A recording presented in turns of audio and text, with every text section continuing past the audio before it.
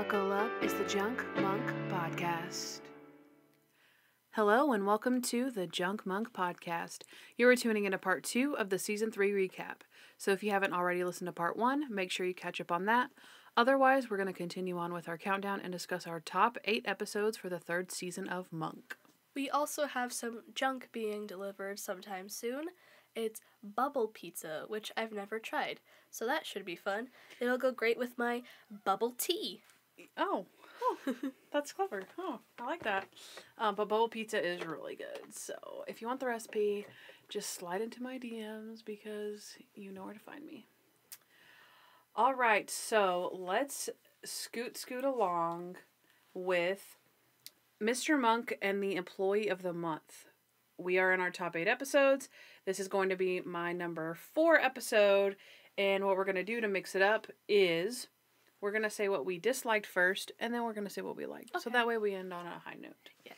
Okay. So this is Mr. Monk and the Employee of the Month. This is the 7th episode in the 3rd season. In the open, we see an older woman, Edna, entering work early at the Megamart. She happily walks by her 11 Employee of the Month plaques, and when she gets to her locker, she sees a note to meet her in the loading dock. When she enters, immediately a forklift is on a mission to run her down. Eventually, she is taken down by some large flat-screen TVs and dies as a result. Monk is called on the case when an old foe, Joe Christie, calls him to investigate further. The evidence compels Monk to join the case, and he goes really deep undercover as a Megamart employee named Adrian. After a month of hard work, he loses out on Employee of the Month to an unfriendly worker named Jenny. When he learns Edna was killed at the end of the previous month, he starts to suspect she was murdered for the title. One of the prizes for the contest was a front row reserved spot in the parking lot. After seeing the space, Monk recalls Jenny's van being heavy at the end of each workday and hitting a speed bump, while at the beginning of each workday being much lighter without scraping. Jenny was also seen selling tools to 2 men she pretended not to know. When Monk notices the bank next door, he solves the case. Jenny and her 2 accomplices were using the parking spot to go down the sewer and were digging their way up to the adjacent bank. Monk catches them when he hears an explosion, runs to borrow a gun from Sporting Goods, throws it to Officer Christie, and he takes out the van tires. The crew is apprehended with Monk and Joe repairing a friendship and saving the day. So that is Mr. Monk and the Employee of the Month. So what did you not like about this episode? There wasn't really a lot I didn't like. There was some things that slightly made me uncomfortable. Mm-hmm. Like, I don't know. I just don't like listening to old ladies crying for help. Yeah. That made me sad. Yeah, that was like, no. Yeah. That was a little much. Not the lady. Yeah, and did Jenny even try to be Employee of the Month, like, before killing her? Like, maybe, I think she tried, like, I think they mentioned she tries, like, 1 month. And she's like, nope. Let's just kill her. Yeah, like, I know. You can't get it off your own merit without being murderers? Like, that was, like, why? Oh my gosh, these people.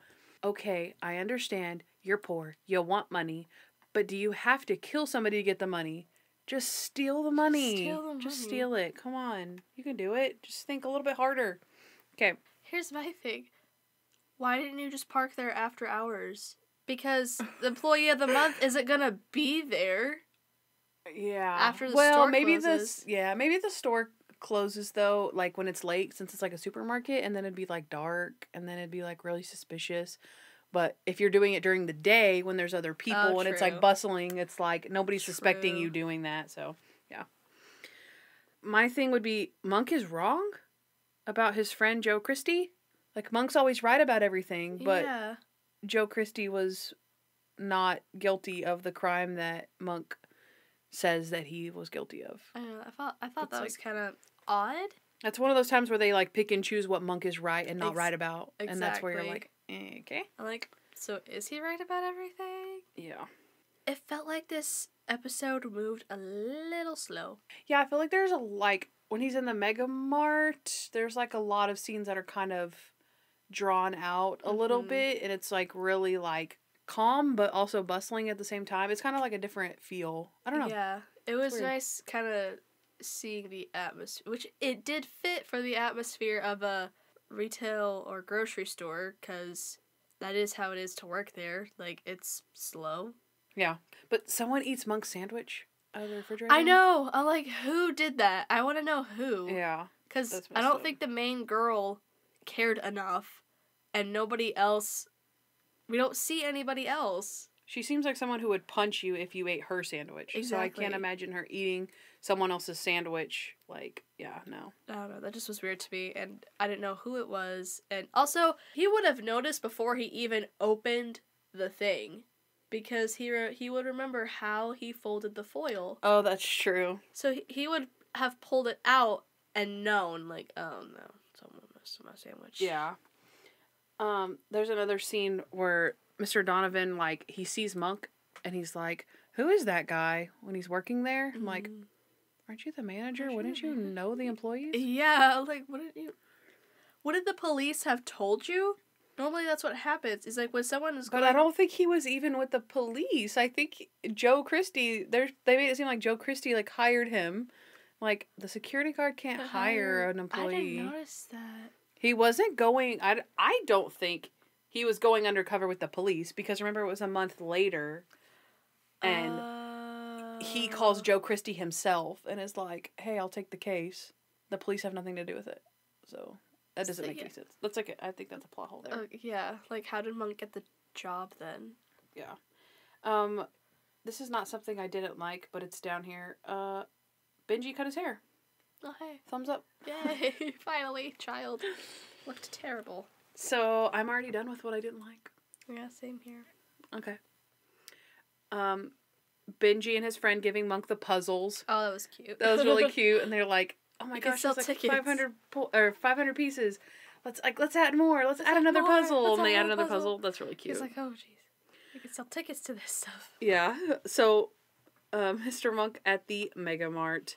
Okay, there's lots of things he does. He tells the customer, "Deodorant, aisle 4." And he's like, "What? Why would you say that?" And he's like, "No reason." No reason.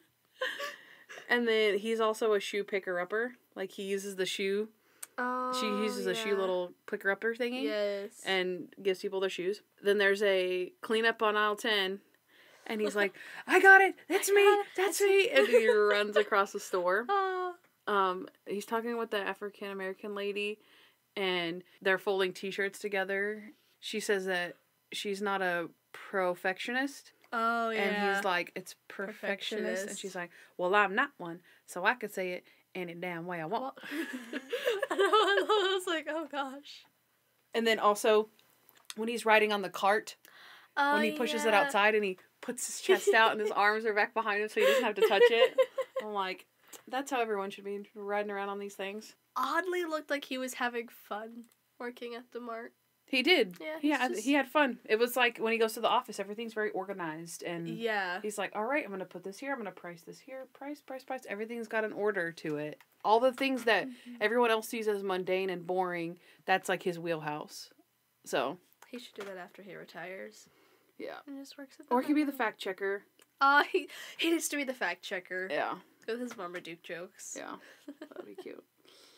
I like he sees Dr. Kroger stealing the candy bar.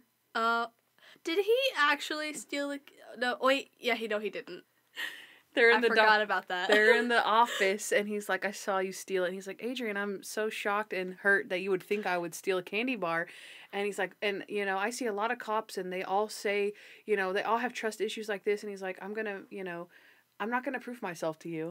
And then a couple minutes later, they're talking, and then he pulls out a bar and starts eating it. And Adrian's like, oh, thank God. Oh, thank God. He's like... And then Dr. Kroger smiles, like, all sweet. I thought that was really cute. But he did push him to be like, hey, trust me. Yeah.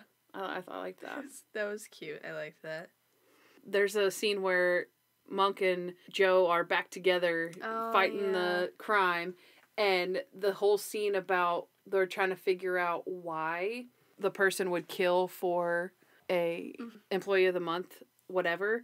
And Monk is like, someone's definitely killed this person for the mug. And Joe's like, really? And he's like, no.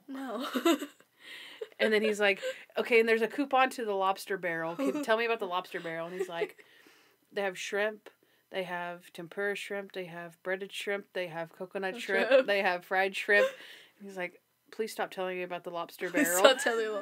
My favorite part about the Lobster Barrel was like, it includes, it's a coupon to the Lobster Barrel, only good on weekdays, and it does not include lobster. I was like, I love that. That's so funny. I love it so much. I'd use it for coconut shrimp. I love coconut shrimp. I like the guys, the dumb guys, whenever they go to, when Monk goes to get the gun from them in the sporting goods store, and he's like, he calls them by their names, and he's like, oh no, that's so-and-so, and that's so-and-so. We switched name tags. And he's like, okay, whatever. He's like, yeah, but just don't tell anyone. It's a secret. It's a secret. And he's like, okay, I don't care. I need a gun. And they're like, okay, whoa, dude, you gotta wait like 3 days for like a waiting period. And he's like, it's for Jenny. And they're like, oh, it's for Jenny. And they're like, yeah, we thought about killing her too, but it's not worth it, man. That's not the way to go, man. We don't like her either, but like...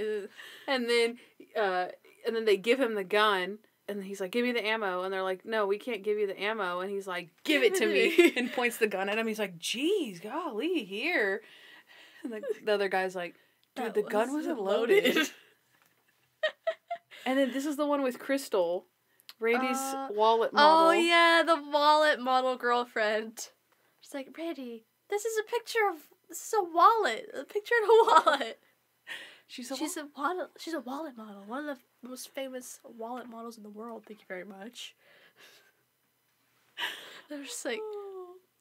He probably should have got a real picture of his girlfriend. I know, because she's there. Because she's leaving, and she's like, bye, Randy, I miss you already. And like, she's right there. And then her name is Crystal Smith. It's like the most generic name. And it's so funny. But yeah, overall... The Mega Mart is awesome. I feel like it's another example of showing like something that Monk is good at more than just like detective work. Exactly. And I feel like he's pretty normal in this one too. He's cute. And so I liked it. Alright, so this is your number 4 episode.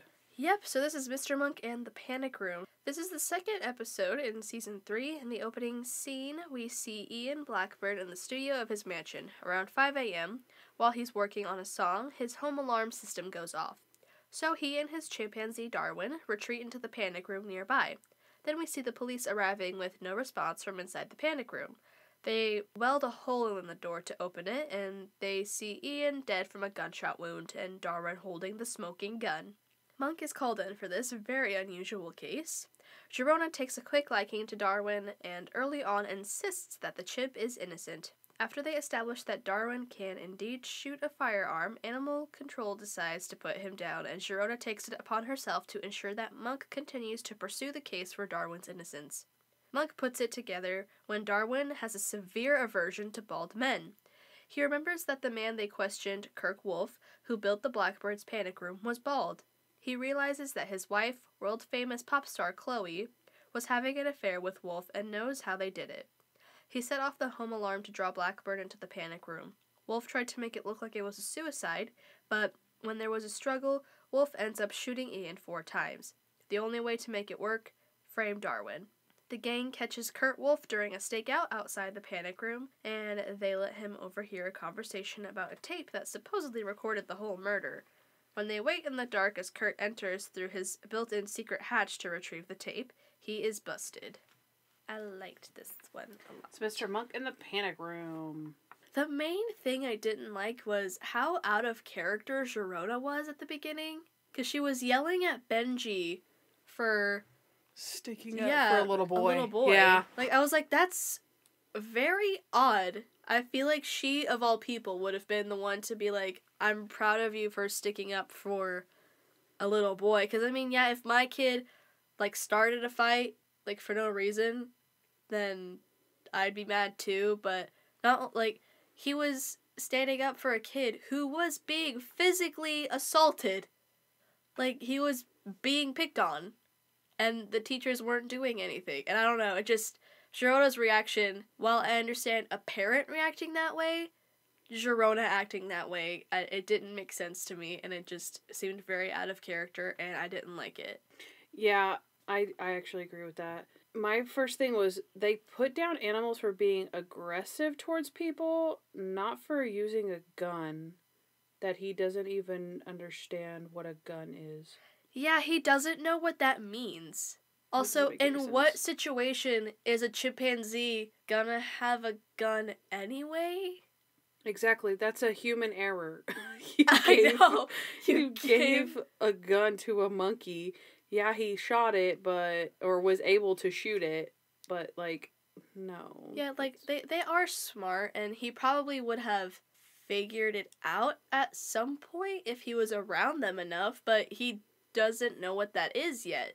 I feel like it would take a very, very long time for a monkey to figure out that he was using a weapon in that way. Yeah, like, because monkeys could figure out how to, like, I'm gonna hit you with this banana and it's gonna hurt. I'm gonna smash your in a more violent way. I'm gonna smash your head with this rock, because they only understand primal like things, like rocks, sharp things, their own hands. They don't understand the mechanics of a gun. Yeah. And the fact that this little tiny thing comes out and hurts people. Also, they think that he shot him 4 times. I know. Not once. 4 times. When he was in the interrogation room with Stottlemyre, it went off once. Mm-hmm. And he was sitting there going, like, shaking the thing. Mm-hmm. So I'm like... Yeah, exactly. I feel like this wasn't the best plot as far as, like, I feel like it's, for one, it's, like, the oldest motive in the book, like, of course, but there's no way to get into the room except for the secret hatch. I know, we all thought of that. I know. Like, oh, there must be some type of secret hatch, but, like, no, they wouldn't do that because that's, like, of course, how is there a way to get into the room? How did the monkey die from inside the room when there's no way you could get in? Because there's a way to get in. Like, no, like, no, that was kind of, because I actually do like the monkey, or, you know, the chimp. I do like the chimpanzee. I do like how Sharona's sweet and takes care of him. I do like, there's a lot of things, but just the plot for me, every time I watch it and remember what happens, I'm like, oh yeah. Mm-hmm. But I will say that I definitely enjoyed watching the chimpanzee the first time around. I like monkeys. Like, they're cute. So, you know. Yeah, he is cute, too. He's especially, like, super cuddly. He's a very cuddly chimp. Yeah. One of my favorite things about the episode is also my least favorite thing about the episode. Like, the mystery itself of, like, oh, well, if the monkey didn't do it, then who did? But obviously it wasn't the monkey because that'd be too obvious. Yeah. So it's a double-edged sword, really, that I can't get past. Yeah.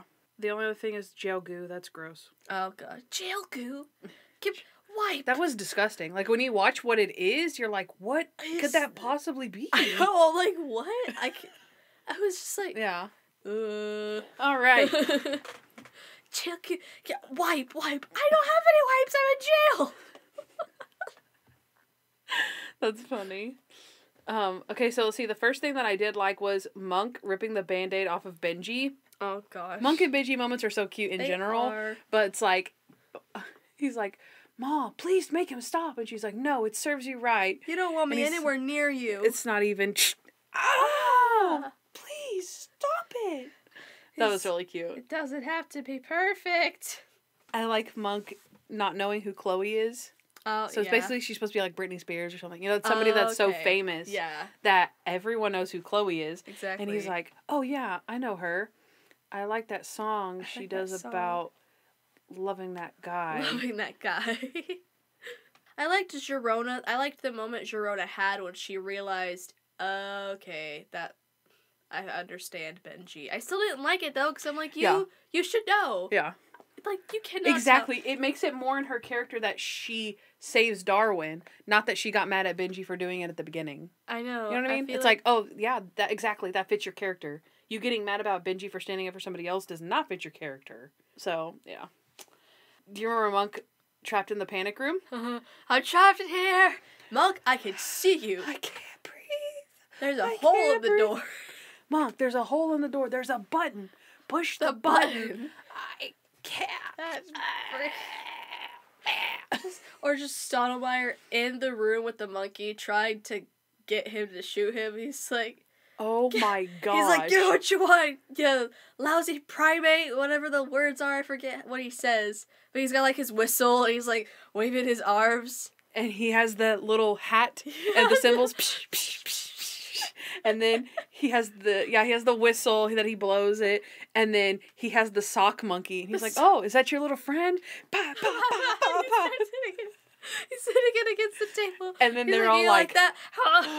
Wrong gun. Wrong gun. No, Captain, no. He's no. like, I'm not finished yet. Oh my gosh, that is so funny. Oh, I like that Monk doesn't tell on Sharona about the monkey being in his house. I think like that's that. a good... He calls his therapist. He's like, help, please. Oh yeah, that's funny. His landlord comes in, and his landlord's like, did you put this up? You're renting it. You can't sell your apartment. That's so funny. Or the end where he's like, Darwin's saying something to you. He wants to give you something. He gives him a little kiss. He licks his face. He licks his face. He's like, this is worse than the jail queue. I'm like, I don't think it is, but okay. Yeah, no, absolutely not. I know what a monkey kiss is. I don't know what that was. I don't know what that is.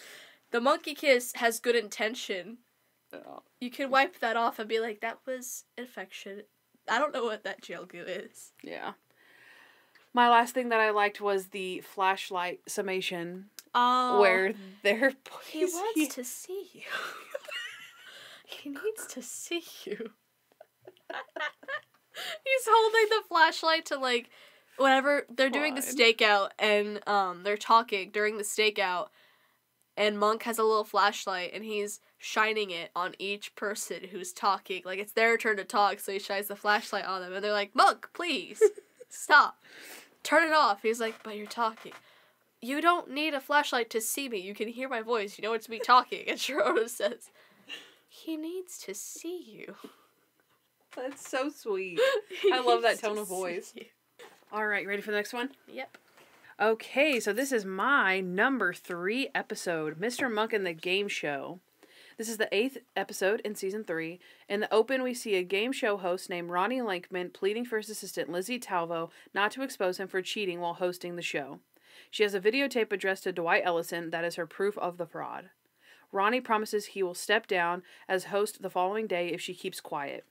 We quickly know it's a lie when he takes her keys and cuts the brake line in her car. The next day, he makes his big announcement that he will be renewing his contract for another 5 years. The assistant is livid and rushes to deliver the package to Ellison, but with no brakes, she swerves and flies off the side of a cliff. Next, we see Dwight Ellison, who is actually Adrian's father-in-law, arriving in San Francisco to ask Monk if he will help him save the TV show he's created, hosted by Ronnie Lankman. He has suspected the cheating for some time but can't prove it, and he takes Monk back with him to LA to solve the case. It turns out that the current winning contestant, Val Birch, had been fishing in Bluestone Valley when Lizzie Talvo crashed nearby. He intended to call for help, but instead recorded her dying breaths as she explained why Lankman killed her. He used this recording as blackmail against Ronnie and demanded he let him win on the show. Monk figures out exactly how they're cheating when he becomes a contestant. Before a question was even read, Lankman would grab a corner of the card depending on which letter was the answer. Monk is able to beat Val to the punch on nearly every question and gets himself to the bonus round. During his first question, he decides to phone a friend, Val Birch. He calls his answering machine and plays Lizzie's message for all to hear. The two are caught red-handed, and Monk impresses his father-in-law yet again. I liked this one. It was cute. Yeah. Mr. Monk and the Game Show. It originally was lower on my list, like my personal list, mostly because it didn't have Sharona or Natalie in it, and so I was like, oh man. Yeah. But it's actually a good episode for not having anyone in it but Monk. It's really cute, and it showed how independent he really can be, because he did a good job, even though he had his neighbor... Kevin. Kevin. I love Kevin. Yeah. I love him. And his egg salad sandwiches. Yes. He's like, this is my second time in my whole life. Like, will you believe that this is only my 4th time I have ever ate egg salad sandwich? Do you want to hear the other times? The first time was, and then Sharona calls, and then he's like, yeah, I'm fine. Kevin's just telling me every time he's eaten an egg salad sandwich. Stop laughing. Stop laughing. And when you come back, bring a gun. Bring a gun. Okay, we're getting into what we liked. Let's go with what we didn't like. Okay. We didn't like. Okay, the first thing was, so the assistant figures out the scam that the guy was pulling, but Dwight Ellison and Monk don't figure it out. I know. Like, I guess she's had, like, ample time, but, like, Dwight Ellison has had ample time to figure it out, too. And she has the videotape because she's saying, look, the proof is right there. So we know that she's watching him hold the cards. Exactly. And it takes Monk way too long to figure that out. And Dwight Ellison never figures it out on his own, but the girl does? I know, like, Like, you know what I mean? Like, nothing against the girl, but he was trying to figure it out. Yeah. The girl wasn't trying to figure it out. She just saw it. She was like, it's obvious. You're, like... Yeah. Also, why did she confront him like that? They always do. Like, they want to get killed. they want to die. Secretly, that is their wish. And also, talk about, like, geez, Val Birch doesn't even try to sell the fact that he's not cheating. Like, I know! Maybe that's why she figured it out. Probably, because they're all dumb. I'm just like, what? Maria Antoinette. He's like, yes, that's right. Marie Antoinette. What are you going to plan to do with all your earnings? Oh, I don't know. Let's just keep playing. I'm like, dude. Even if they don't figure out how, they're going to figure out that you're cheating. They have enough character evidence. What is the picture behind you? Bing. Bing. I know. Like, he didn't even look at the... I'm pretty sure even the audience members were like, he's not even looking at it. It's just like... I'm just like, okay. Oh, that's so stupid. Yeah, I hated that. I hated that so much. It's like, dude, at least try. The guy tried to, what's his name? The host? Ronnie tried to tell him. Like, he's be like, more coy. Yeah. Like, he's like, oh, yeah. Can you at least try? Yeah. Do you want us to get caught? Yeah. This is my last thing. It's not even that big of a deal, but Kevin and his big mouth telling Ronnie Lankman, oh yeah, Adrian Monk is here. He's a great detective. And he's like, a detective? And I know! Like, shut up, Kevin. Shut up, Kevin. Up for once. Kevin. Once in your life, please stop talking. Please stop talking. Okay, my main thing not my main thing, a small thing I didn't like, even though I don't like this about the episode, I still like this about the episode. The fact that everything was so complicated. Like, it wasn't too complicated, but there was this, just the whole thing seemed very, like, convoluted to me. Like, it just, I don't know, something about, like, the answering machine mixed with the figuring out how to, like, how they were cheating. Well, I think one thing that's a weird kind of scene that they kind of have to make fit is how do they get his answering machine message to where Monk hears it? And so him and Kevin have the scene where they go to his house. He's not there. The door was already open or unlocked or something like that. I know, like, then what are the odds of that? Then they lean in, and then they hear the answering machine, right? So I feel like maybe that's probably part of it. Because that's how else on earth would Monk have heard that message? Exactly. Or, you know what I mean? So, yeah, I feel like that probably has something to do with it. I was like, it just seemed a little long. It was long. It felt long. Not slow, but long. Yeah. All right, so you ready to do what we liked? Yes. Okay. So we already talked about Kevin. He's obviously hilarious. He's so funny. Monk on the show. Amazing. He beep beep beep beep beep beep. Beep beep beep beep beep. Can you repeat the question? Yes, but it has to be from what you heard, so where? Constantinople. We're a multiple choice game show, Mr. Monk, so you just have to go A, B, C, or D. B, D, D. B. B is your final answer? C. The answer is A. Just like... Or the poor girl in the middle who has no idea what's happening. Like, everybody like, on stage. She's like, beep. C. Wrong. Ah. This looks so much easier at home. Yes, it always looks easier at home. It's just, I feel so bad for this lady. I hope she got a refund or of something, like reimbursed. Yeah. She should have won. Because the only people on stage who knew what was happening were Monk and the two dudes. She was just a victim the whole time. Yeah. Oh, I liked the relationship with his in-laws. Was super sweet. Oh, yeah. I liked seeing that. It feels like they're the only, aside from Ambrose, it feels like they're the only real family that he has. Yeah, for sure. Because his dad sucked, his mom sucked, and his brother's a product of circumstances just like he is, so I can't really blame him, but He's the only normal family, obviously. Yeah, like, he's the only there's normal family. There's nobody else. Yeah. So it just... Kevin. Kevin Dorfman is his family. Yeah, that's sad. Oh, Kevin's the annoying cousin who you don't invite to the family reunions, but he still somehow manages to find out where it is. That's so true. That's funny. Oh my gosh. Like, who told him? I don't know. As far as Trudy's parents go, like, I feel like he's so conflicted between being, like, happy to see them and having such a, like, flood of memories about Trudy. Yeah. But you can see, like, his joy, but then also, like, his pain. And those are, like, really good scenes where you see both of those things happening at the same time. Bittersweet moments of nostalgia. Exactly. And then the last thing is Monk's summation on air in front of everyone and his father-in-law. And it just, like, kind of sums up how good, like, I feel like the whole episode was. Like, it was a really fun case with the whole game show, and it mixes in the seriousness of, like, the three, like, Monk and the Trudy's parents, like, grieving together. Yeah. Like, I don't know. All right, so I think we're actually done with this episode, right? Yep. Okay. Our bubble pizza is here, so we will let you know how that goes. And we're going to take a break.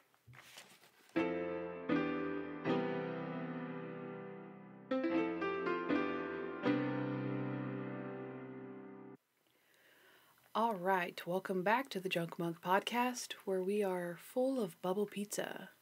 So what's the verdict, Savannah? I like it. It's really good.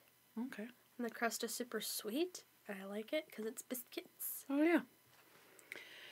All right, so is it your turn or is it my turn? What episode did we just do? I've got 2 left. I've got 3 left, so. Oh, yay. It's Mr. Monk and the Red Herring. This is the 10th episode of Season 3. In the opening scene, we see a man breaking into a house and the woman who lives there waking up to the noise. As she enters the living room, the man sneaks up behind her and she begins to fight him off. In the struggle, she manages to grab a pair of scissors and stabs him, killing the intruder. The police wonder what the man was doing there, and also a different man who had disguised himself as a meter reader to get in her house earlier that week. Stottlemyre suggests that the woman go see Monk in person, but reveals he may not take the case as he is distraught over the loss of his assistant, Sharona. She goes to visit him and introduces herself to Mr. Monk as Natalie Teeger, a single mother with a daughter named Julie, that she is desperately trying to protect from another mysterious intrusion. He takes the case with his first clue being a small fishnet that the intruder brought to the break-in.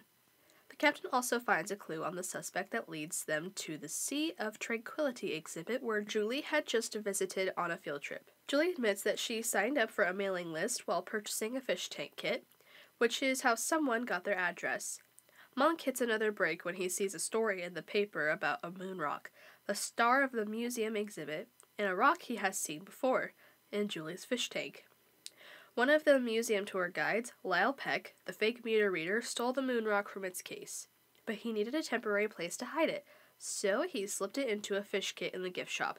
But Julia ended up buying it before Peck's accomplice, Brian Lennon, could grab it the next morning. Peck posed as the meter reader, and when that failed, Lennon broke in, and that really failed. The rock is recovered, and the episode ends with Mr. Monk getting a new assistant, Natalie Teeger. Alright, so something I didn't like about the episode is just kind of the fact that we no longer have Sharona. Yeah. Like, I used to be Team Natalie when I was younger, but I guess the older I got and the more kind of aggressive I got. You got that Sharona sass. Yeah. I was like, yeah, no, I like Sharona. She knows what's best for Adrian. But, I mean, I understand why. I still love Natalie to death. Okay, let me go. Yes. Because this is the biggest plot hole that I have personally ever found in any Monk episode. I know we also use the term plot hole very loosely. Mm-hmm. It's just, it's like a part of our segment.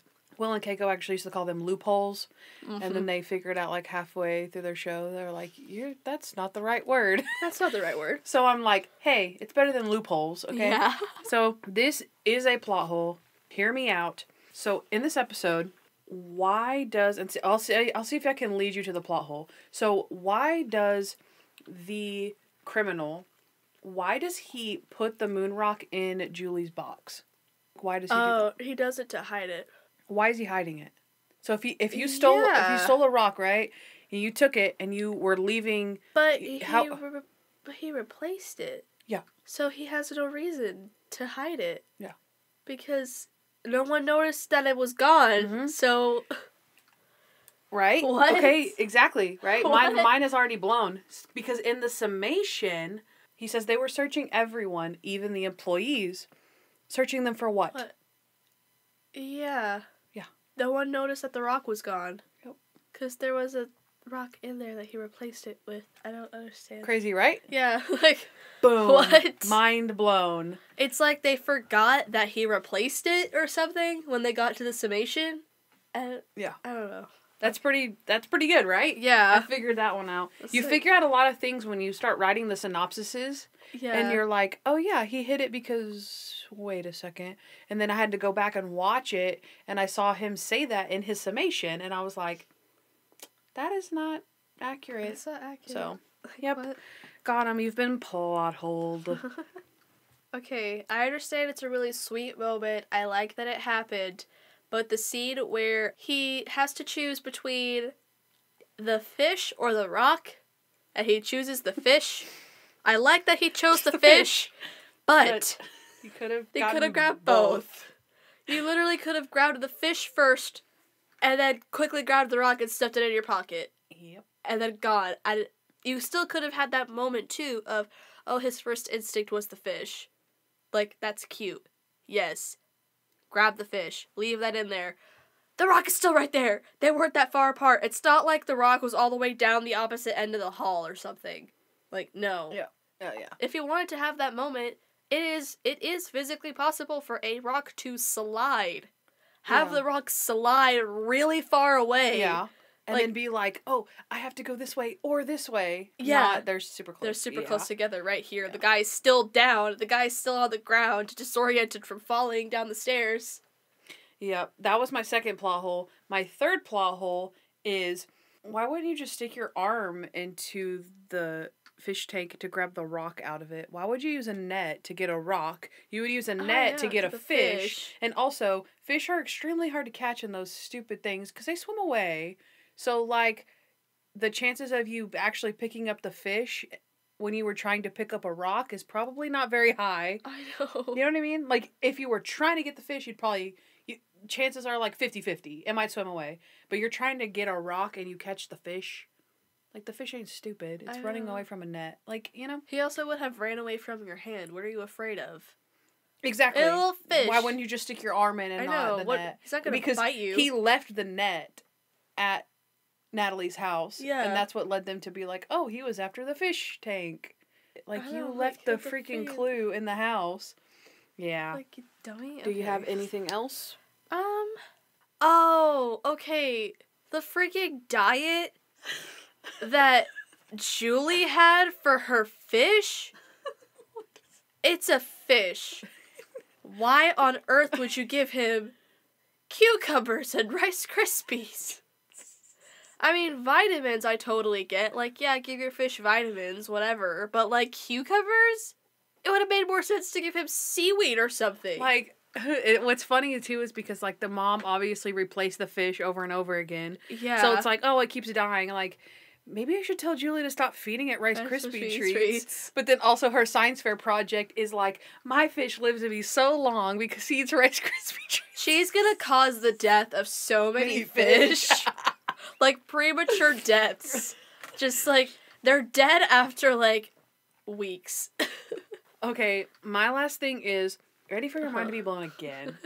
So this is very similar to the crime of The Godfather, which was only 4 episodes before, where somebody steals something from their work, needs a temporary place to hide it, goes back to get it. Exactly. Right? Okay? And then it's basically the exact same as The Big Reward, where they're in a museum and they steal, like, the precious artifact from the museum. Yeah. And, yeah. I was like, what is it with you guys because the person who stole it in The Big Reward is the museum guy. Yeah. And in this one, it's the museum guy also. I'm just like, that's weird. Like, really? Come on, guys. You're not gonna have it be anybody else except for the person that works there? It's okay, Monk. We still love you. It's fine. We still love you. Okay, so what did we like about this episode? I liked Natalie. I grew up with Natalie. Like, I, for the longest time, did not know who Sharona was. Just because the first few episodes I saw were of Natalie. So I love Natalie. I think she's adorable. She's really pretty. I like that she has such a strong relationship with her daughter. I thought it was funny. It was a very funny episode. I feel like despite, like, the plot holes, the plot of the episode itself wasn't the greatest, but it was a really nice transition episode from one assistant to the next. Yeah, I think so too. I like when Monk starts looking at Natalie like she could be his assistant. Yeah, he's like, asks her questions and stuff too. Mm-hmm. Like, they bond over their late spouses, obviously. The white blood cell guy, when he walks up to him, he's like, do you want to know more about me? No, I'd like to know less about you. And Monk's like, all right, I like this girl. I like this girl. And then when, at the very end, when she gives him his first wipe. Oh, yeah. And he's like, oh, and she's like, oh my gosh, here you go. And he's like, I like this girl. I like this one. And just the end of, okay, how big is the spider? Yeah. I was like, that's cute. That is really cute. So we also have the first ever Natalie scheme. Okay? When she lies about the fish for Julie. Oh, and she gets Monk to be the ichthyologist. Yes. And he can't lie. And then after this, Natalie starts to look at Monk in a good light because she's like, men just lie. And he's like, and then she's like, oh, a man that doesn't lie. Who would have thunk it? And then her and Julie both appreciate him at the end, obviously, because he saves Mr. Henry, and he picks up the fish just in general. It's so brave of him. Yeah. He normally doesn't like touching slimy things, so he gets the yellowfish. Yep. He throws it into the piranha tank at first. Yeah, I know. That's so funny. And they're like, look, and she's pointing. He's like, oh. And then he sticks his hand in a piranha tank. I know. I'm like, okay, like, all right. I tried to save the fish. It's done. It's done. Like, what? It was really fun to watch this, though, like, in retrospect, like, how they first meet. Yeah. And then also to watch, how different Natalie is. Because we already talked about kind of how she morphs a little bit. So it's funny to be like, whoa. Also, just in general, like, I love how in this episode, they just hang out. This whole episode. They're just hanging out together. Because you pointed it out, a great point. Like, he was brave that he took the case without an assistant. Yeah. And then so it's like, okay, they just hang out the whole episode. And you get to know Natalie, and all the little glances they have in between them are, like, great. And it's kind of just reassuring that Monk will be okay. Exactly. So I also love the line that Stottlemyre has where he talks about his niece, I think? Yes. His niece, who's a nurse. What happened to your niece? I never heard back from her. Here's the thing, Monk. I love her. He just says, understandable. Yeah. I don't know. I thought that was so funny. That is so funny. He knows. He knows what's wrong with him. I think that's why he's so lovable, too, is, like, he understands what's wrong. Whereas, like, Harold, it seems like he doesn't know what's wrong with him. He thinks that he's in the right. Yeah. There's no self-awareness, and when you're not self-aware, then... Yeah. Because that's really when Monk gets on people's nerves the worst. When he doesn't realize what he's doing. Exactly. We're good with this one? Mm-hmm. Okay, yeah. This was a really good one, so... All right, so I'm in my top 2. Very excited. Some of my favorite episodes. Absolutely, bar none. Here we go. This is Mr. Monk Gets Fired. This is the 4th episode in Season 3. In the open, we see a man named Paul Harley blindfolding his girlfriend, Larissa Sergeyeva, and telling her he has a surprise waiting for her. He then leads her to the garage, where he removes the cover, and there's nothing to be seen. When she's confused, he swiftly takes a crowbar, hits her over the head, and then we infer that she is disposed of with a chainsaw. Next, we see the captain's wife, Karen, back with another documentary in the making, this time about the SFPD. Leland is happy to oblige until Commissioner Brooks begins scolding him for pursuing an arson case at a wig outlet instead of the case of the dismembered woman. When Stottlemyre ensures Monk is on it, the commissioner scoffs as he has a former grudge against Adrian. When Monk makes the mistake of deleting some old police files, he is fired by Brooks and is officially off the case. Unofficially, he continues to pursue it, putting Harley at the top of the suspect list. The only thing lacking in their case was the identification of the torso they had discovered. If they could prove that it was his girlfriend, they'd have him dead to rights. Of course, even off the case, Monk solves it anyway. He sees in the newspaper the arson case from before and realizes the two cases are connected. At 2 separate press junkets, someone has been trying to steal the commissioner's hat. But it wasn't his hat they were after, it was his toupee. Larissa had recently cut her long hair and donated it to a wig maker. Harley broke into the wig outlet, found the commissioner was the owner of the toupee, and knew that her DNA would be his demise, so he tried to steal it. He had set fire to the outlet to cover his tracks. In the end, they confront Brooks about his piece, and Karen gets a great story for her documentary. I love this one. I know, it's cute. All right, what did we not like? I don't like Stottlemyre's wife in general. I just find her very annoying. Have y'all, in your, when do they get divorced? We've done it. Okay, good. I can talk about it. When he divorced her, I was so happy. Oh, I was like, so sad though. I was like, thank God, she was awful and he deserved better. Oh, I hate just her. let us know how you really feel, Savannah. Yeah, I don't like her. No sympathy. Okay, I didn't like Commissioner Brooks. Oh no, Golly. what was his grudge against Monk again? I don't remember. I actually don't remember. It was something that had to do with, like... Some cops that he liked that Monk was like, well, they were guilty, so... And oh, he was like, yeah. No. He was friends with a group of cops, and they were crooked cops, and so Yeah. Monk proved that they were guilty, and he didn't like him. I'm like, yay, more crooked cops. And he flat out says, nobody cares about the arson case. I'm like... Somebody died in that, and you're going to be on camera saying no one cares about it? Also, and they also ended up being connected, so you're just a flat-out idiot. And in the end of the episode, he was willing to let somebody get away with murder so that no one would know that he wore a freaking toupee. That is exactly right. I Every can't time. stand this dude. Every freaking time. I always get so angry. That's That's crazy. I love this episode, like, and I put it higher on my list now, but when I originally made my list, I put it so low because of how angry it made me. Oh my gosh. I was like, this guy is so stupid. That's a Noah move. He rated the big reward a 2. Because he was mad that Gladys got the money. Oh gosh. No. Yeah. Is that not crazy? I'd be mad too, but like, I'm not gonna say hate the episode. No, he was like, it was a good episode. So Gladys got the money. 2. I was like, oh my gosh. So my last thing that I didn't like, because not very many, but the last thing I didn't like was the coughing kid. Oh no. That was gross. Not the coughing kid. But Monk throwing the cough drops was amazing. Oh, just like, that kid had a nasty cough. He did. Poor baby.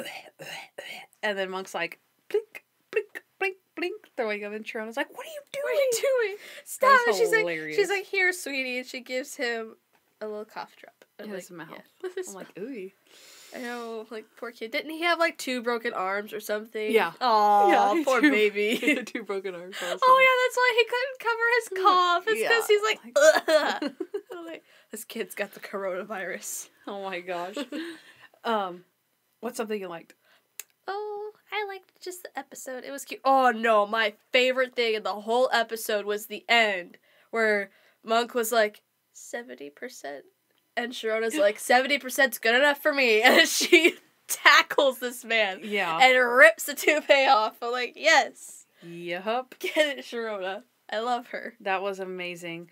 Another Karen documentary. I actually got excited to see her again. I can't believe I'm saying this in your presence. It's fine. You're allowed to. But I love how the cops play to the camera. Yeah, no, I liked what she was doing. Again, middle ground. I got excited to see Karen making the documentary because I was like, oh, she's making the documentary about them. Yeah. And I got excited. Not necessarily to like...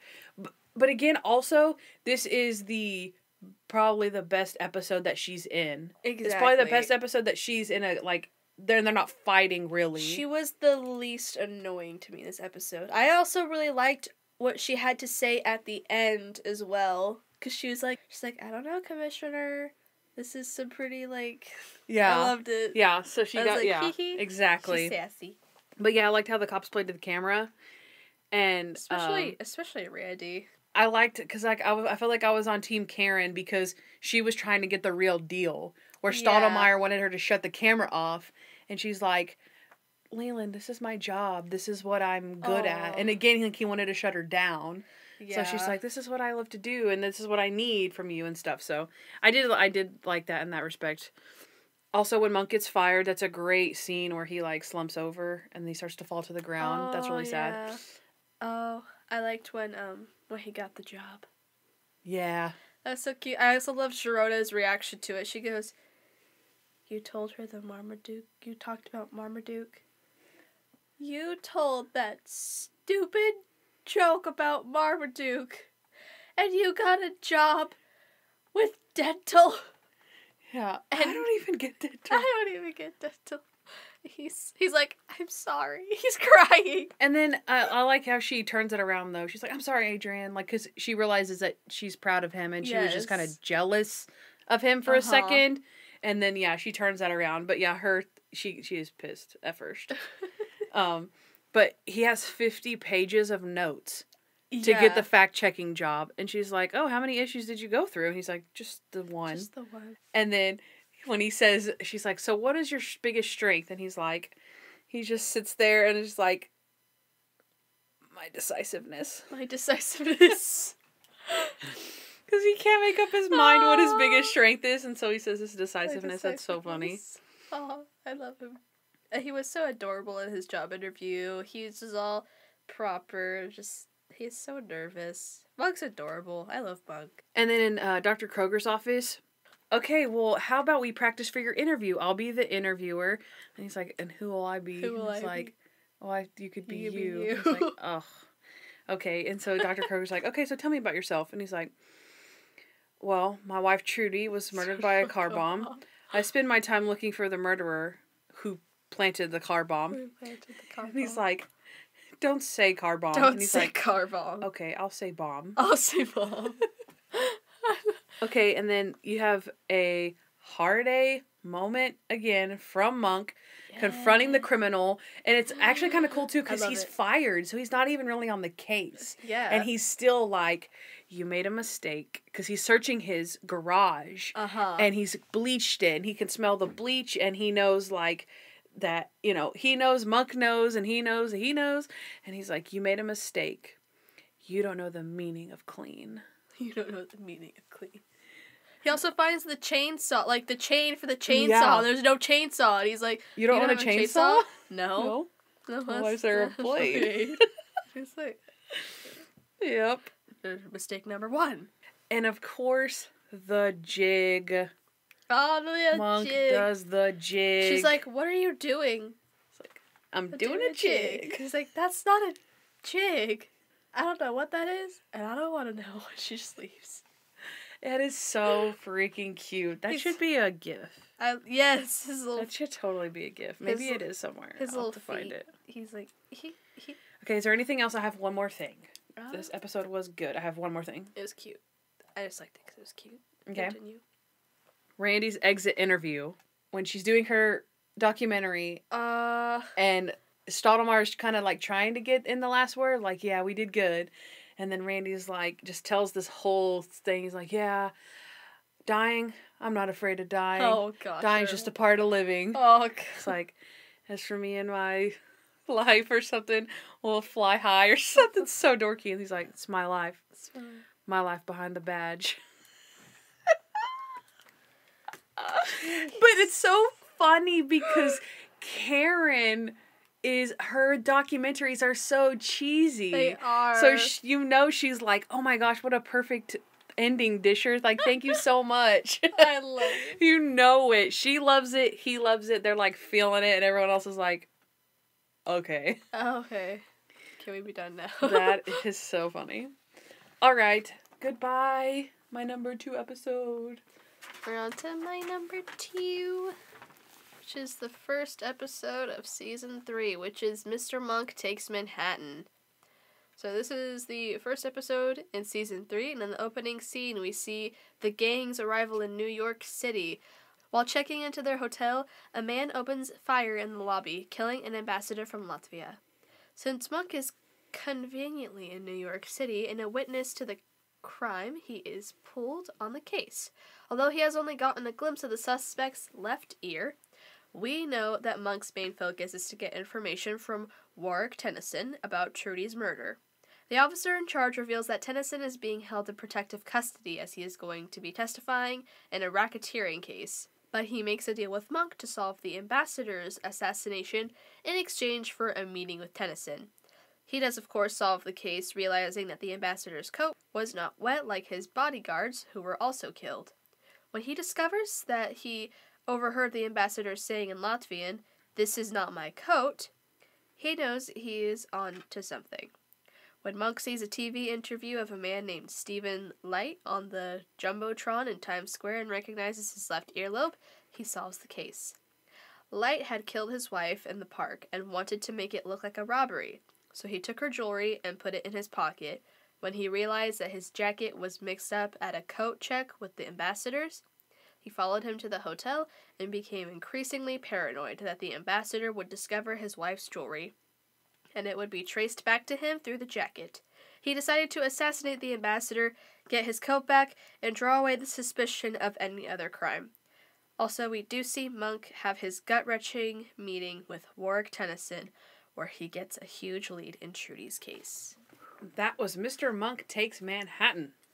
All right, what did we not like about this episode? Parts of it felt kind of slow. It's weird. It oddly felt slow, but also rushed, if that makes any sense. Like, there were parts of it that were rushed, and then there were parts of it that kind of, Linger, yeah. Were lingering. The thing where they were trying to find out what, she's no go meatless, or she's now gone meatless, that took way too long. That's true, That took, I understand why it would take so long, but for the episode and, the time thing, you don't have to show them in real time how long it took them to figure out what that meant. Yeah, and I also felt like it took a long time when, Monk goes missing. I feel like I feel like that happens, in the middle of the episode, but then it happens towards the beginning of the episode or something, and then that takes forever to happen too. It takes them forever to find him, and I know, it felt like it was so mixed up, and it didn't know what event it wanted to have first. Yeah, I put in general that it was slow, but then it was also hard to care about the ambassador thing when all you wanted to see was them get to Warwick Tennyson. Exactly. So you basically it's just like Monk. You have the entire premise of this episode being, Monk doesn't care about the ambassador. Like Stottlemyre says, I could give 2 craps about a Latvian ambassador. We came here to see Warwick Tennyson, and that's how we feel as the audience. So it's you make us sit through 40 minutes. We came here for Tennyson. What the heck? Of an ambassador, and then the last 3 minutes are him, which I will say the last scene is very satisfying. Mm-hmm. So it's that's the only kind of thing that makes it seem like it's a season premiere. Exactly. But yeah. Yeah, I didn't like when Monk got conned by the little street guy. I thought that was, I don't know, I thought that was really dumb. And I didn't go to New York back then, but I've been to New York recently, and I didn't have people trying to get me to play games. I got people trying to sell me stuff. Yeah. They do illegal stuff on the street like that. So it's I don't know. I felt like that was like the beginning of my least favorite part of it, which was so long when he goes missing. Yeah. I don't like when he goes missing. Then he goes missing and he gets swindled. He becomes the preacher. And I feel like that seems like really random and awkward. I don't like it. I think it's funny kind of when he screams like at the people, but really it's not. It's one of those ones that makes me feel a little bit uncomfortable. I don't like when he's screaming at everybody, and I feel like he's like very like dissociative episode or something going on. Oh yeah, he's definitely like leaving his body. Yeah, I don't like that part, but that's my last thing though that I didn't like. Yeah, that's about it for me. Okay, so what did we like? I loved the atmosphere because I've been to New York recently, so it was so exciting for me to like watch. I like watching things that take place in Times Square and Manhattan and stuff because of like I was there. But it was really cute. I liked seeing Monk kind of step out of his comfort zone for a lead in the case. Yeah. I liked he doesn't like to get on airplanes. Yeah. We already know that. Yeah, they didn't even touch on his trip on the airplane. Oh gosh, I loved the cab driver. He's like, you tell him, I don't take him on cabs anymore. What is wrong with my cab? It's very clean. Someone's like, your cab is perfect, sir. He's got something wrong with him. You tell him, I never pick him up again. I don't care if I lose my license. Yeah. Yeah, that guy was crazy. Which, I mean, Monk's crazy too, but exactly. That guy was a little extra. I like Monk checking out everybody's earlobe. Oh, gosh. He's like, trying to see... And then he'll see guy, and he's like, like nods his head. It's so cute. No. And then we're at the pier. He comes up with the plan to see the guy's ear because he has a hat on. Oh gosh, yes. And she's like, "How are we gonna get him to take his hat off?" And he's like, "Okay, I have an idea. Sharona, walk by and sashay." Sashay. That's that like, episode. What? And he's like, like sashay. I'm like, does it? Oh my gosh, it's so funny. Well, I mean, if you would have sashayed. Or something like And I liked watching the Latvian chess players because I like the guy who when he makes a move he's like, okay, that should give me 10 minutes, and he looks up at Monk to talk to him. Yeah. So, like, I love it. This has my okay, I know I say this all the time because it's true. We constantly in our house say Monk quotes. And this is one of our most like go-to quotes. She's now gone meatless. And so actually the other day Noah was here and I had him watch some of the episodes and I made him watch, the season premieres and finales and stuff. So he watched this one and I was like, "Oh, she's now gone meatless. You saw that, right?" He's like, "Yeah." I was like, "Yeah, me and John say that all the time." And so I texted him and tried to get him to say it through text message, and it didn't really work. Aw. But then whenever he got home, I told him a lie. I told him that my sister was a vegetarian now, and he was like, "What? That's weird. Okay." And then I was like, "Yeah, I have to work in the word meat or it's not going to work." And then so I was like, "Yeah, like she's literally like, she's eating like no meat now. Is that not crazy?"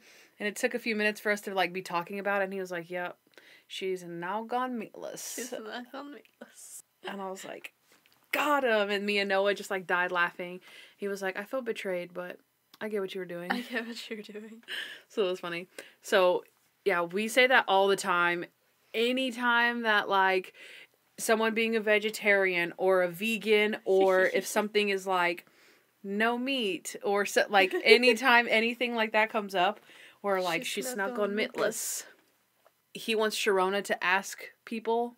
And she's like, "I'm not going to walk around saying she's now gone meatless. Like, I might move here someday." I saw I was like, foreshadowing. I know. I didn't like that. I didn't like the foreshadowing. Not the foreshadowing. Yeah. She's like, "I might come back here someday." I'm like, no. Yeah. Also, I love fornicator. He's like, "Brother, I know her. She's a fornicator." Yeah. No, that's true. Fornicator. And she's like, "You should be ashamed of yourself." Better than fornicator is urinator. Urinator. Mr. P, a.k.a. the urinator. Okay. Monk yells at him during the summation. He's like, urinator. Don't try to deny it. Don't. Sharona. Wait, no. Who do you think we should arrest? Who do you think we should arrest? The murderer. The murderer. Do you have anything else? Just one more thing. Oh, I loved the ending scene. Was my favorite. Yeah.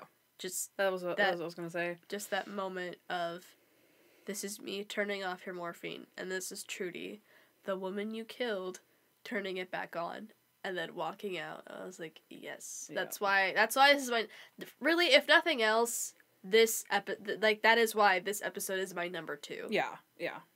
Absolutely. I feel like it's definitely one of the more powerful scenes that I've ever seen on the show. Yeah. Tony Shalhoub is once again brilliant. His acting is superb. He's like crying. He makes you cry, and it's like, it's too much. It's so good. All right. It is time for our number 1 episodes of season 3. Are we ready? I'm going first. Here we go. Bring it on home. Toby, anything? Got anything?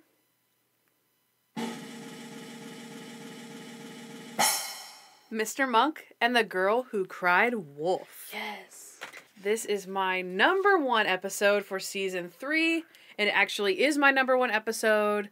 Her number 1 episode is my number 2 episode, so this is my true number 1 episode for the draft. Here we go. This is the 6th episode in season 3. In the opening scene, we see Mr. Monk and Sharona headed to the bank so that Sharona can withdraw some money. However, since she's misplaced her pocketbook, among other things, she has to go inside and uses the parking lot located in the garage. With Monk's history with parking garages, he lets Sharona go ahead without him.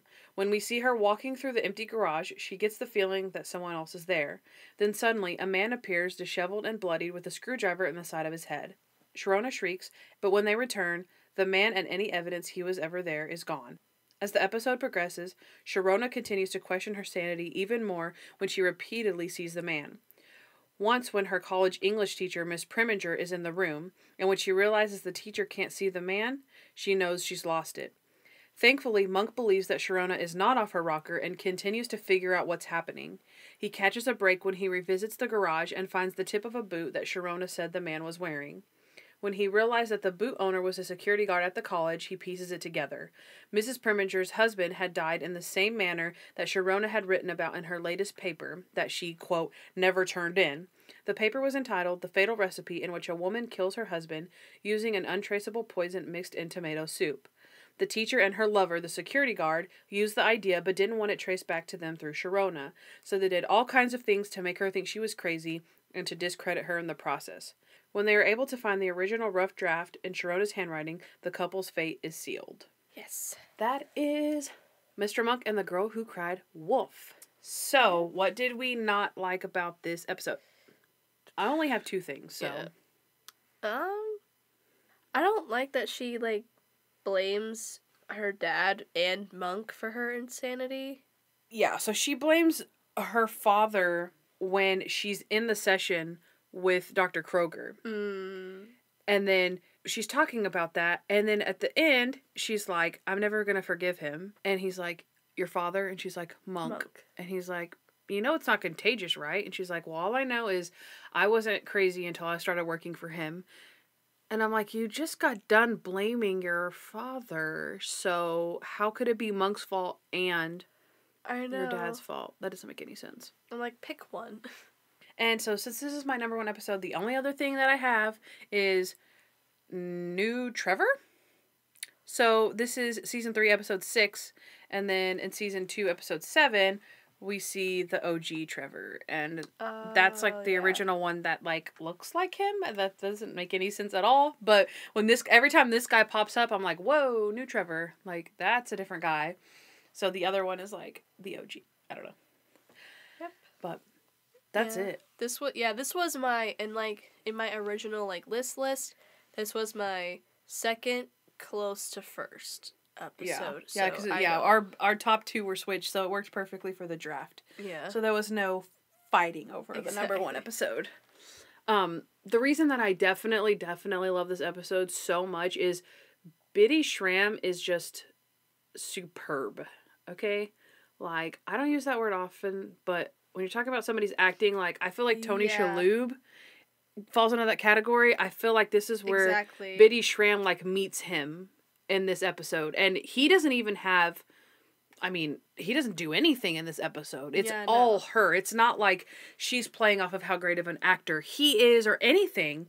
She holds her own through this whole episode. Even with Dr. Kroger is basically being Dr. Kroger. He's not doing anything amazing either, but the way that she just portrays that... It's all Girona. Yeah. The way she portrays that, like, hurt, and she starts crying about her dad, and she looks like, I mean, just, obviously, this is her character, she looks like crap. Like, the whole episode, like, she looks physically exhausted. She looks like someone who can't sleep because she thinks she's going crazy. What's so weird is, like, her outfits are perfect. Her hair is, like, her outfits and her hair, they look totally normal to me. But it's all in her face. Yeah. Which her makeup is a little smeared. Exactly. But, yeah. Yeah. My favorite, like, I think that one of the best acting that she did in the episode was the look in her eyes when she was in the classroom and she sees the dead guy behind the teacher and she's like, there's someone behind you. And then when the teacher's like, where, she doesn't move. She's standing there silently and it's just, I can only dream of being able to do this, like this face thing. Yeah. It's, her facial features don't change. It's her eyes. They do something weird and she's just like, she's like,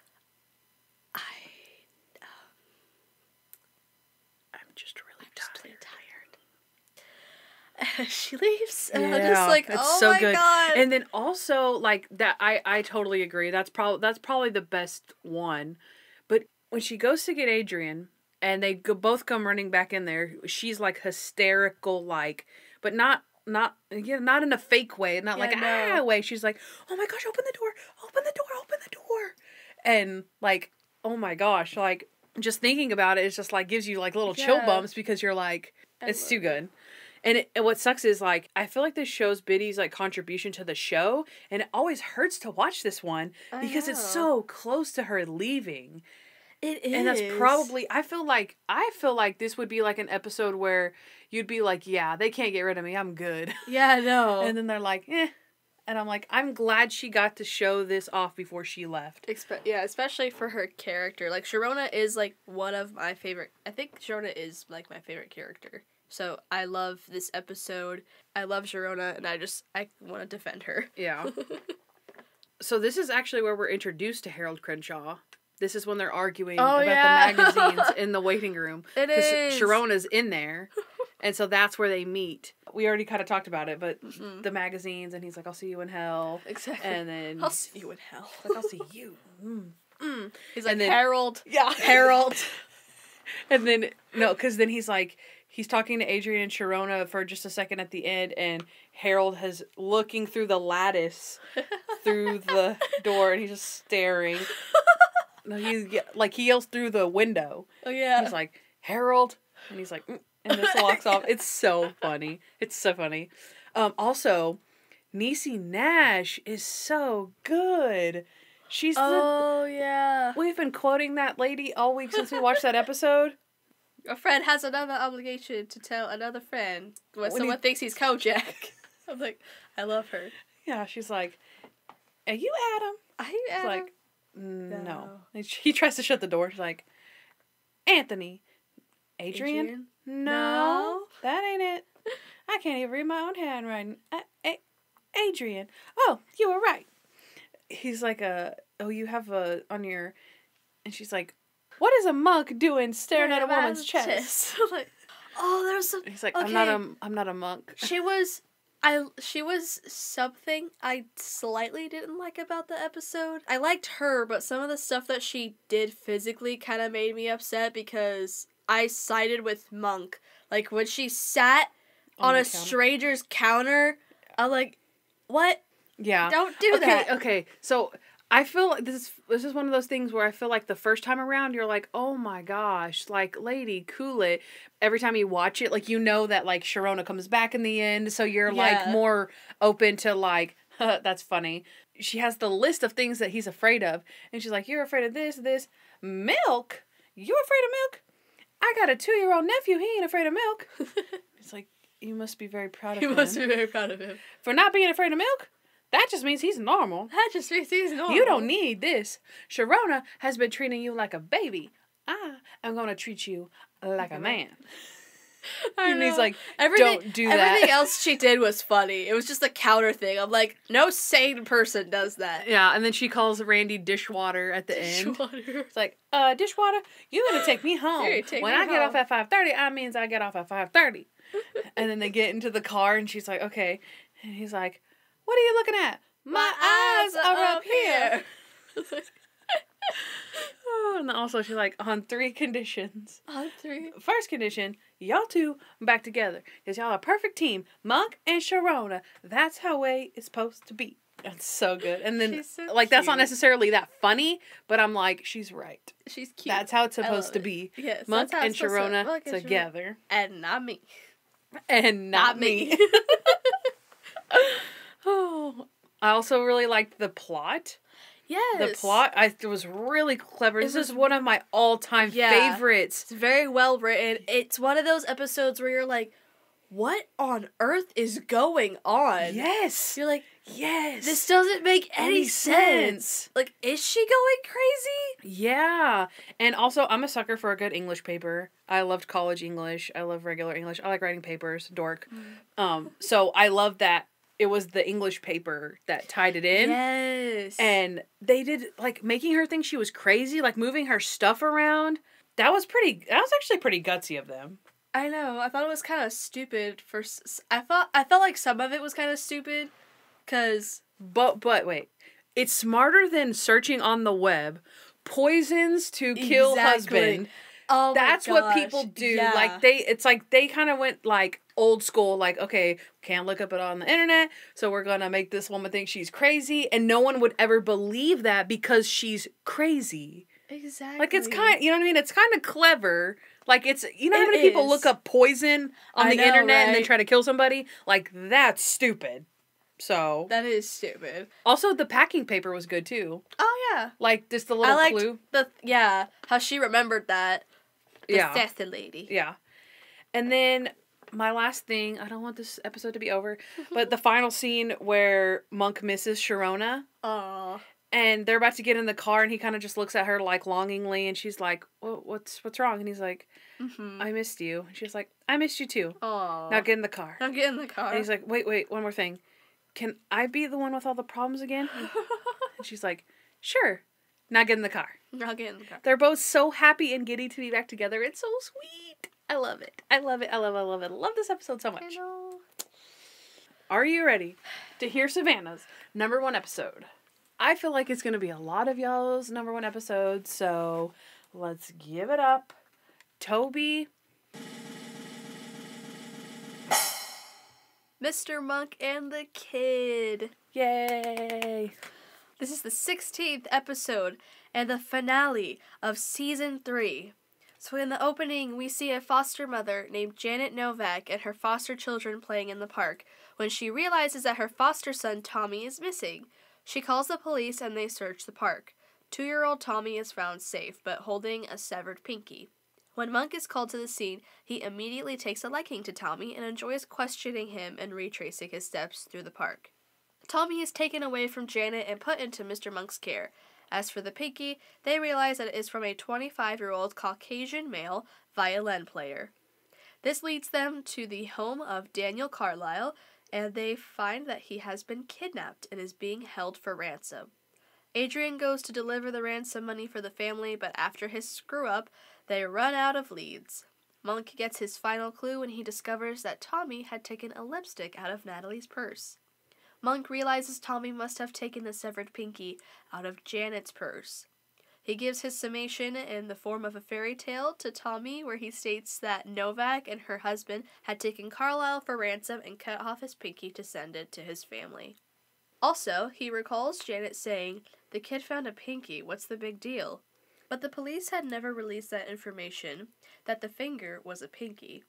The police bust the foster family and save Daniel Carlisle. Monk realizes that he can no longer keep Tommy because of his own difficulties, and he says goodbye to him in the end. That's Mr. Monk and the Kid. That's my favorite episode.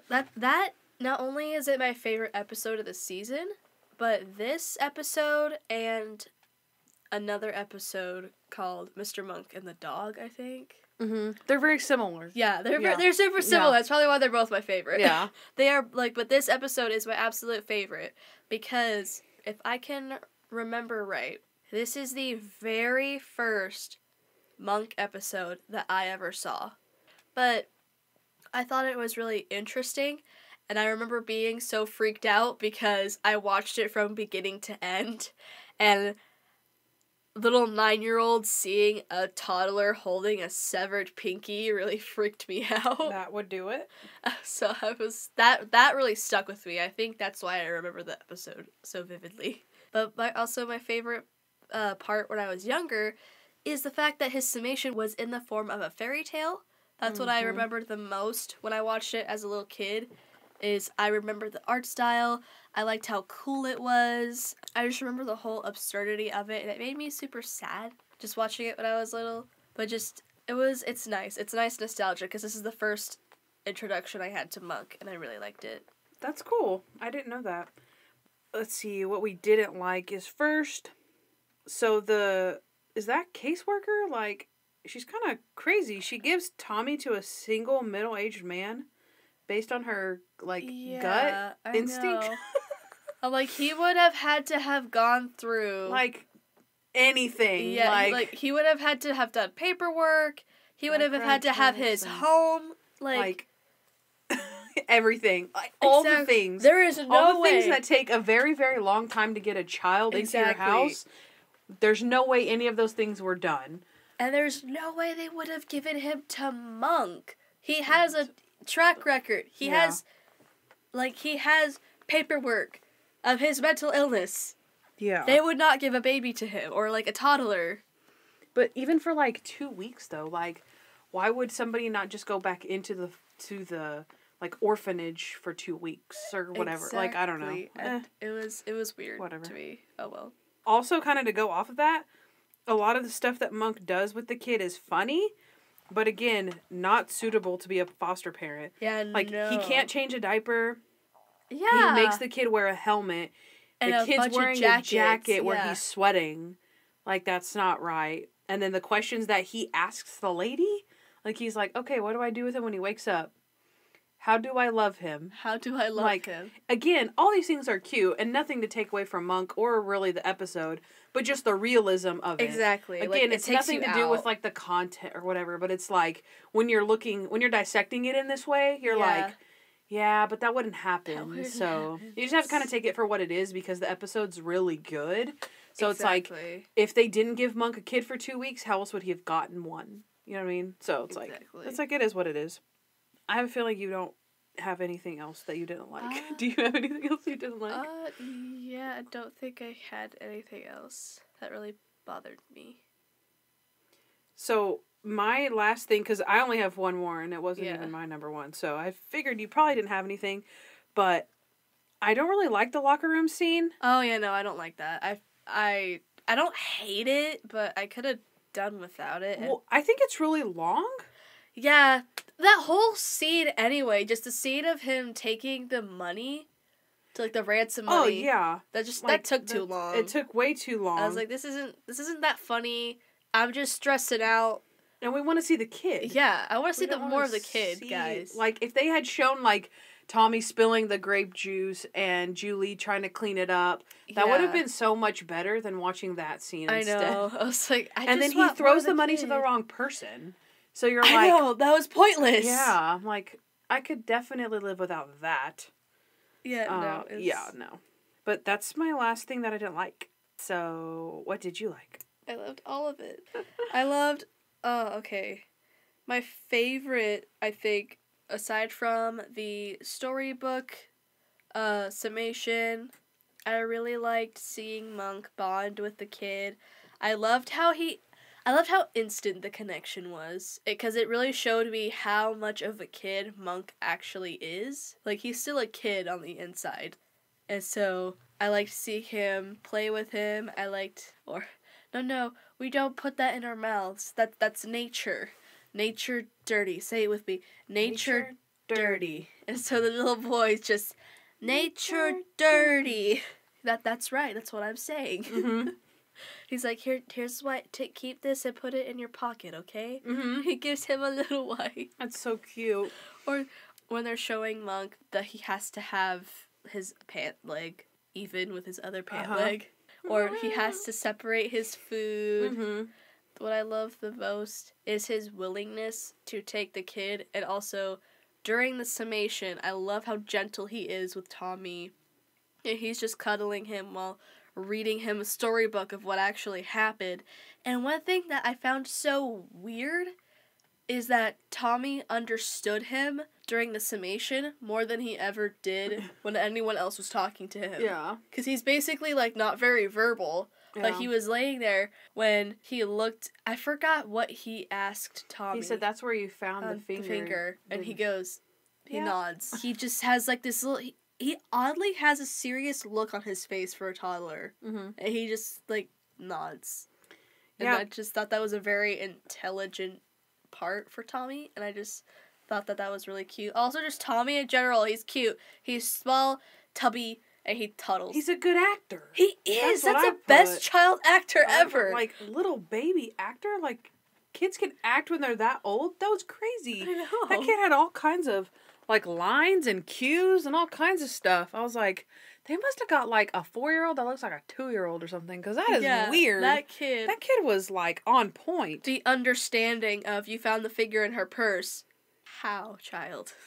That was, mine is, my first thing is at the very beginning, when they're trying to recount what happened, and Stottlemeyer's trying to catch them up, and he's like, all right, so his name's Tommy, he's 2 years old, 22 months.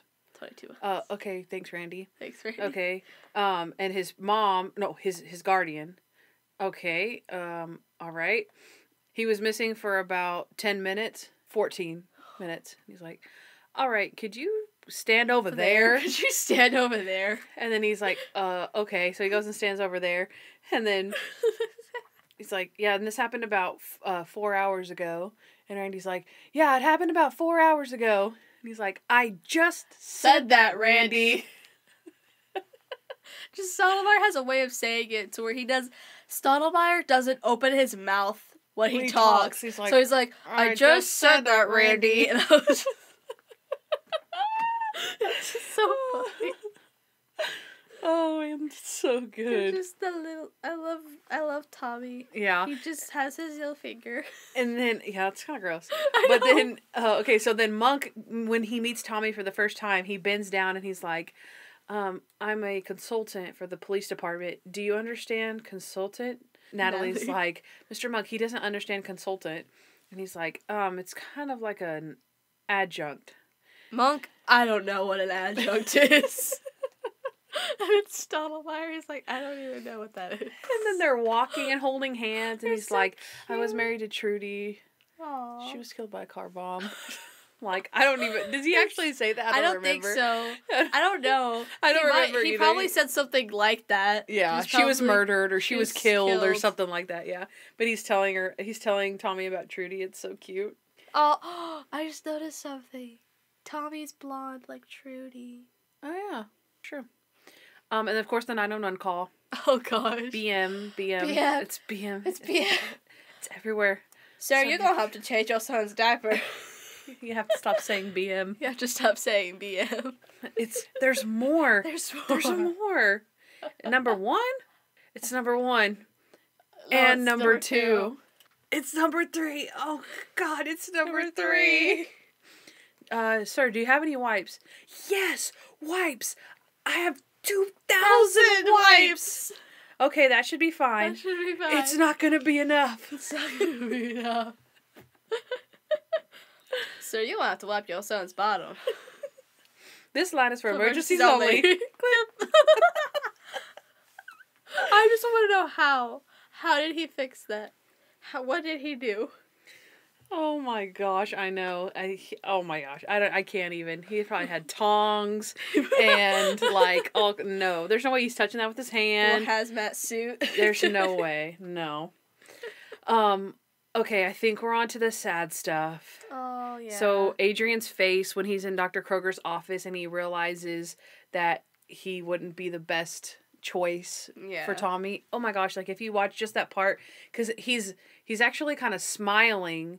They make like a joke or something, or he's like, "Oh, Julie said he was just like me," and they're like, "Oh, haha, that's funny," and then his face drops, and he's like, when he realizes, like, yeah, I don't want him to be just like me, and it's so sad, and he's starting to say like he won't give him up. That's when his face drops. Yeah. He's like, he's just like me, and then Dr. Kroger's kind of like smiling and look at him, and then he's like, I'm not giving him up, and he's like, Adrian, he's like, I'm not giving him up. That's so sad. And then at the end of the summation, he's like saying, and then Mr. Monk realized that he can't take care of the prince because Mr. Monk can barely take care of himself. I was bawling like a little baby, and I was watching it with 2 boys, and they were crying too. Oh. And it's so sad. Tommy's sad too. Like, Yeah, he doesn't get it, but he knows that like, Mr. Monk is sad. And then, well, because he's asleep at the end of the summation, and then Mr. Monk kisses him on the head. So I feel like, I called it a silver lining, but I don't really know if that's what it would be. But it's like, because Mr. Monk learns to like let him play with nature, and he's even like rolling around with him on the ground. So, but this means he could have learned to be a good parent. It does. And it seems like Tommy like took his quirks down like Trudy did, because it's like he's comforted by Tommy, and he knows that he needs to do it for Tommy. So both of those things combined make his quirks go down. He's rolling in the dirt. He's letting the kid. He's like, you know, he's just a kid. Let him get dirty. Yeah, he said, "Let him get dirty. Kids should get dirty." Yeah, and so it's like a silver lining, because you're like, oh, Mr. Monk can be a good parent, or he could be a good parent, or he would have been, or whatever. And it's like, but also like, yeah, he could have been a good parent, so he could have had a kid because he was being better. But now he's like, he has to just go back to being his normal self, when he was kind of making him better. I don't know. I think it's still good though. I'll just keep it a silver lining, since that's it. But I'm done with it. Are you? Yeah. Okay. So that was Savannah's #1 episode, Mr. Monk and the Kid. All right, on to our last segment here. We're going to talk about the highest point for Monk this season and the lowest point for Monk. So let's start with the low one, since it's the low, and you don't want to end on a low note. So the lowest point, I think, throughout the season is Mr. Monk takes his medicine.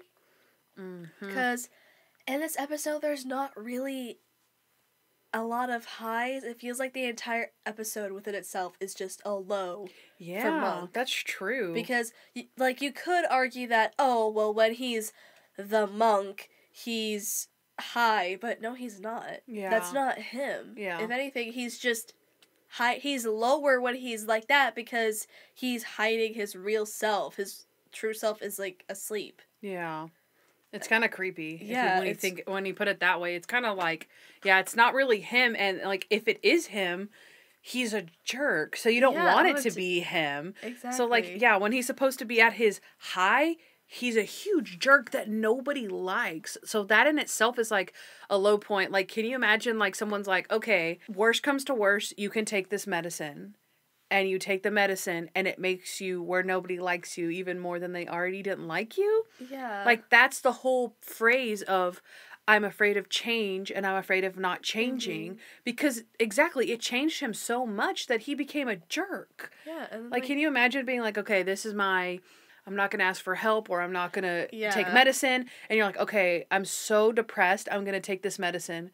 And then it makes me worse. And that's why he's afraid of change. I know. So, like, yeah, that's really sad. And then not to mention just him he calls himself a broken machine, and he's so depressed. He is. And, like, he's tired. He says he's tired of being himself. He envies everybody else. And, yeah, It's, and, like, I know I talked about this before, but the scene where they leave him at the pool, I hate it. That pool scene is so sad. I hate that. When I see it coming up, I'm like, ugh, this is the worst part of this episode. Like, this is so, like, this episode's so sad anyway. You've got the Trudy scene where he's crying with her and everything, and that's the saddest part. Because it's like everyone is leaving him out. Like up to this point, everyone's just kind of been like, okay, Monk, all right, like cool it. And Exactly. then that's the point where he realizes like, yeah, I'm a jerk. He goes back to the motel room and tries to smell the pillow and he can't smell it. Mm-hmm. And he's like, I lost Trudy and she's gone with my... Aww. Oh my gosh. I always have to skip that part. This is a pretty low episode. So Yeah. that's the Monk low. And let's do the Monk high. Okay, so I think with the high, we're going to go with the jig. When Mr. Monk gets fired, well, of course, him getting fired is a low spot. But one of the things is he gets another job, like right on the spot. I mean, he goes to this interview. He does great. So, like, hey, even if he wasn't a detective, he could still be productive in society. He could still get a job. The lady liked him, the interviewer. Like, she seemed to think that he was cute or whatever. She gives him the job. And then he's still, like, of course, he's disappointed with the job because he just wants to be a cop or whatever. But when Sharona goes into the living room and she's, like, all mad at him for getting his new job. And he's like, I'm sorry. She's like, no, I really am proud of you. I'm proud of you. And he's like, I just want to be a detective again. I just want to do my job that I know I'm supposed to be doing. Yeah. And then he sees the newspapers and he's like, oh, I solved the case. And then he just starts doing this little jig and he's wearing his pajamas and he's barefoot. And so he kind of like lifts up his like little pants and he just does this little jig and jiggity jig and it's so good. I love it. We actually did an Insta story the other day. Did you see it? Yeah, Where John did the jig. He's like, I'm doing a jig. I'm doing a jig. Yeah, like, that's not a jig. That's not a jig. I don't know what that is, but that's not a jig. It's like, his little noises. All right. I think we're done with season 3. Let's do you have any final thoughts about season 3 as in, comparison to the seasons we've done so far or... I mean, you can go a little bit further if you want to, as far as comparing it to other seasons. I don't really mind. Just as far as a whole. Yeah. I think out of the ones that I've done, I think I like the 3rd season better. I like the 3rd season because it's the best of Sharona, but it's also where she leaves, and it's just kind of bittersweet. Yeah. And Natalie is great, too. Like, I do love Natalie, but it's hard. Yeah. It's hard to transition to that, especially when we just got so much out of her. Yeah.